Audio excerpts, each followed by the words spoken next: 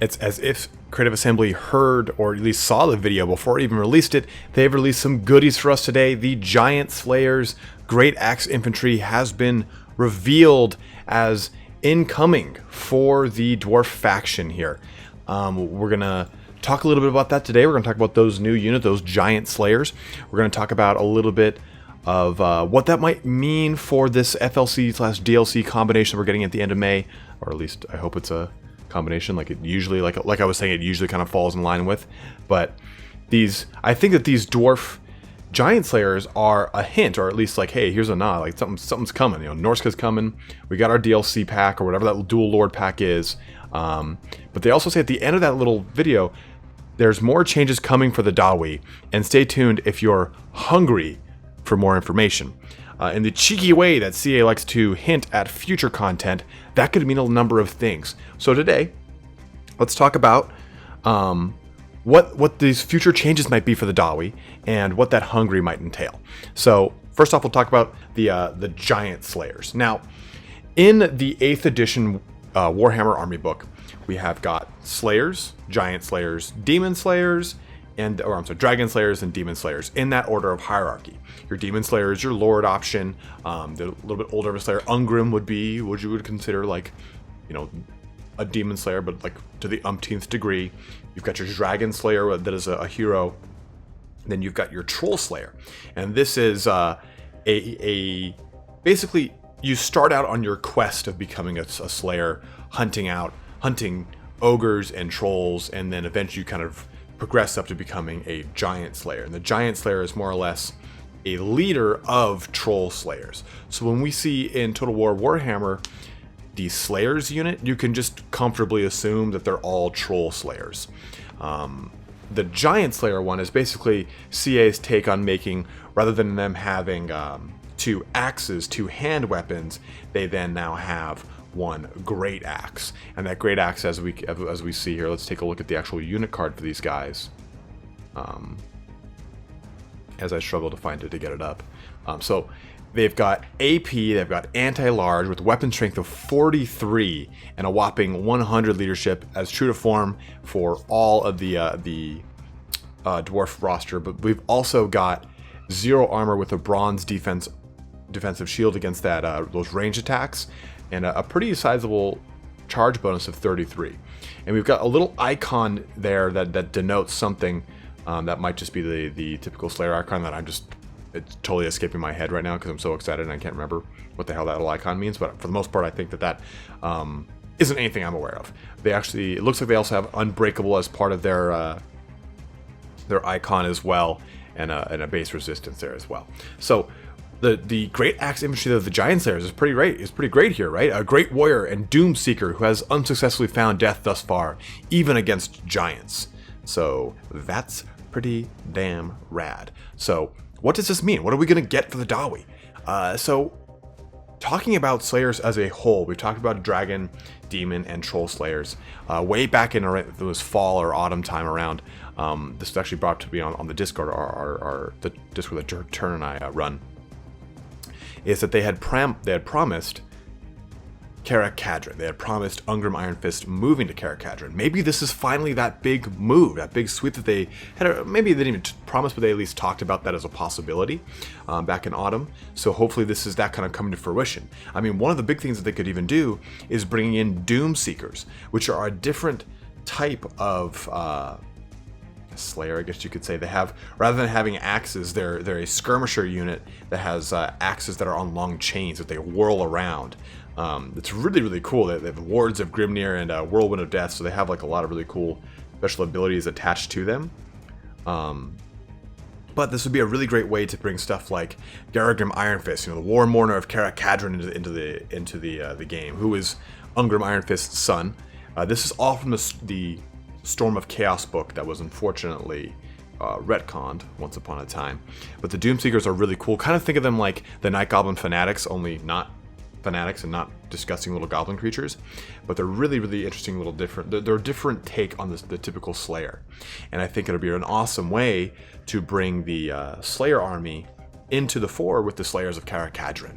I think that might actually be the name, as I look in the book right here, I have it right next to me.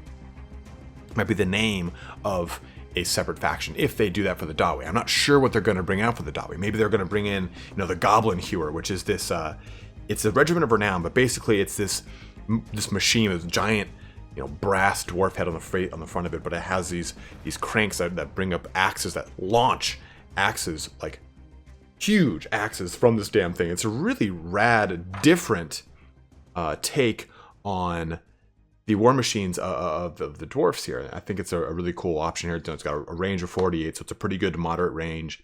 It would have an AP characteristic, very high, anti-large, possibly, because the way I look at it from the book is that's what I get. It's almost like a souped up ballista, if you want to think of it that way, and that's what it kind of translates to me as.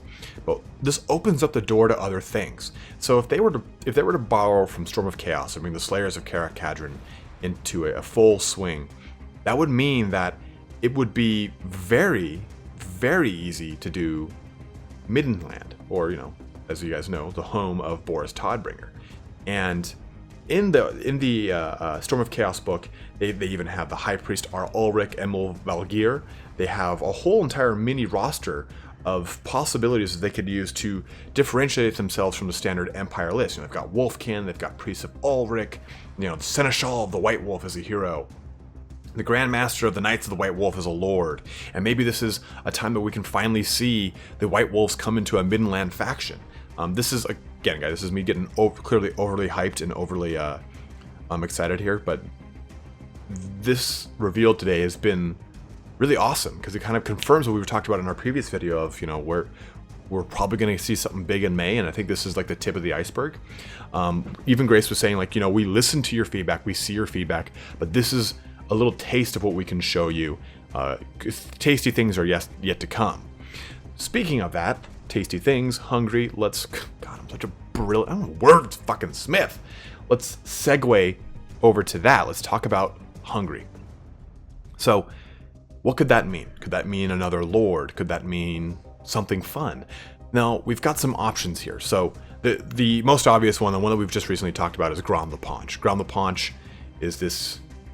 He's not gluttonous in the sense that he's always eating, because that's not part of his lore, but he did eat some raw troll meat, as we know, that turned him into this oversized goblinoid troll hybrid creature. So that is an option. Maybe that's a hint.